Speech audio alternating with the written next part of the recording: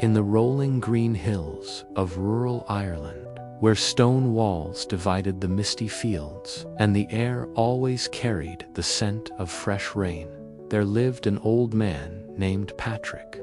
The villagers called him Lazy Patrick, though not always to his face. He spent his days lounging in a weathered rocking chair under the ancient oak tree in front of his thatched cottage, staring at the distant sea.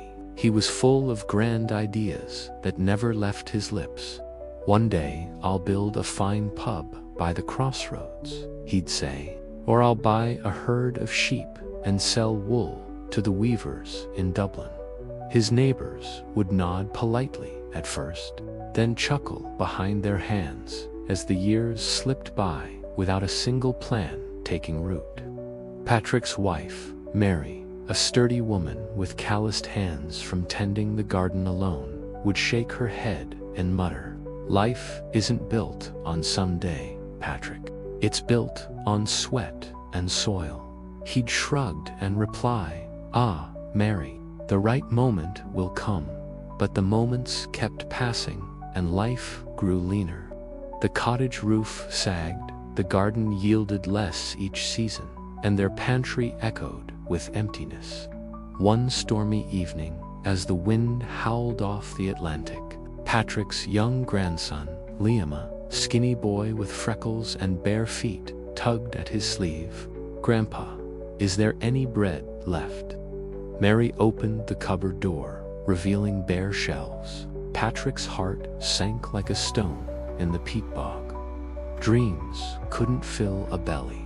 That night, sleep evaded him, the empty cupboard haunting his thoughts like a ghost. The next morning, shame burning in his chest, Patrick rose before dawn and trudged to the big farm down the lane.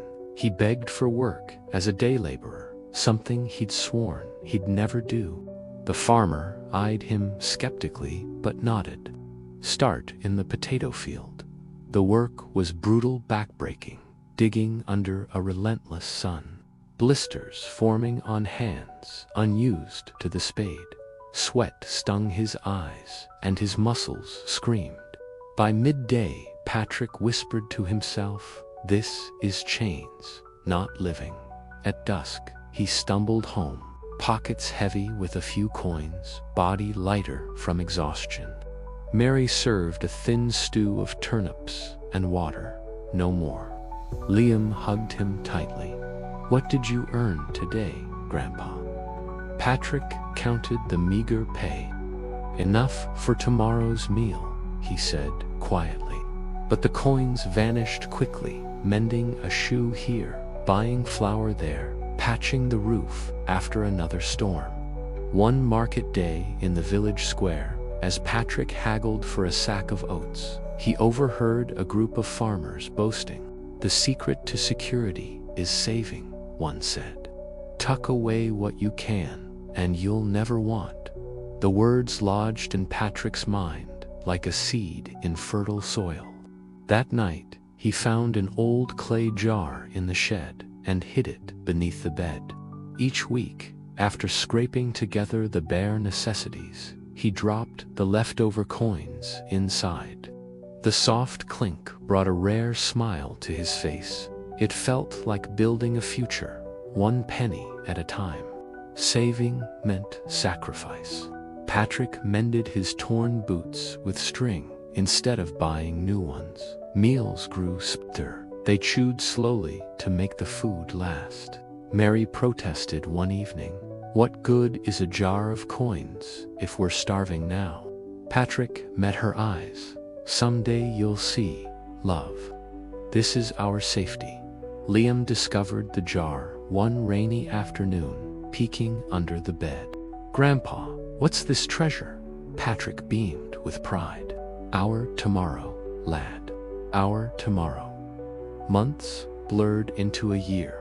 The jar grew heavy, filled with the echoes of skipped meals and denied comforts. Patrick dreamed of the day he'd crack it open, a new roof, a cow for milk, perhaps even that pub by the crossroads. Then came the trip to the market. He lugged the jar in a sack, coins jingling like promises. At the stall, he dumped them out. 3 sacks of grain, please. The merchant counted carefully, then shook his head. Prices have risen with the bad harvests. This buys 1.5 sacks. Patrick's world tilted. But that's all we have, the merchant shrugged. Money loses its worth these days. Inflation, they call it. On the long walk home, the jar felt like a curse.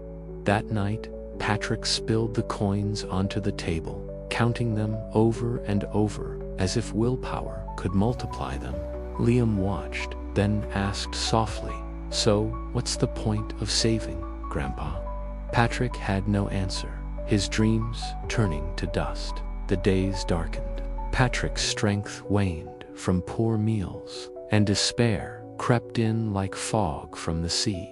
One afternoon, as he sat on the porch watching neighbors pass, he noticed something.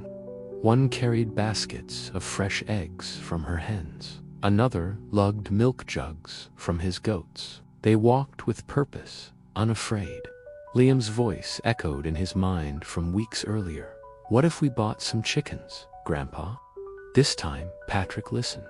With the last of the coins, he bought a handful of scrawny hens from a neighbor. When he released them in the yard, Liam whooped and chased them, laughing for the first time in months. Our own egg factory. At first, the hens laid sparingly 1 or 2 eggs a day. They ate some, sold the rest at the market for a few pennies. With those pennies, they bought feed and another hen. Patrick kept a little notebook, tracking every egg like a treasure. Soon, the yard clucked with life. Neighbors knocked at the door for fresh eggs. Coins flowed in not to hide in a jar, but to buy more feed, expand the coop, even trade for a goat. One evening, as Patrick held a warm egg in his palm, he turned to Liam. "This, my boy, is better than any jar of money. It feeds us today and grows for tomorrow. It doesn't fade or lose value, it multiplies." Liam grinned and hugged him tight. "You're not lazy anymore, Grandpa." Patrick wiped a tear, smiling. "No, lad, I finally learned to make what little I have work for me." From then on, when villagers spoke of saving, Patrick would point to his thriving flock. "Never just save money," he'd say. "It slips away like water through fingers. Invest it, make it grow, even if you start small." The man once pitied as lazy became the one they sought for advice. His cottage roof mended, his table full, his heart content. This story delivers a profound and timeless message. Mere saving is a trapper, stagnant pool that evaporates under inflation, hardship, or time. True security lies not in hoarding coins in the dark, but in turning them into something living and growing. A business, a skill, an investment that multiplies. Start small, like Patrick with his hens, but start. Don't wait for someday. Make your money work today, and watch it build a future that no jar could ever hold. Remember, wealth isn't what you hide, it's what you create.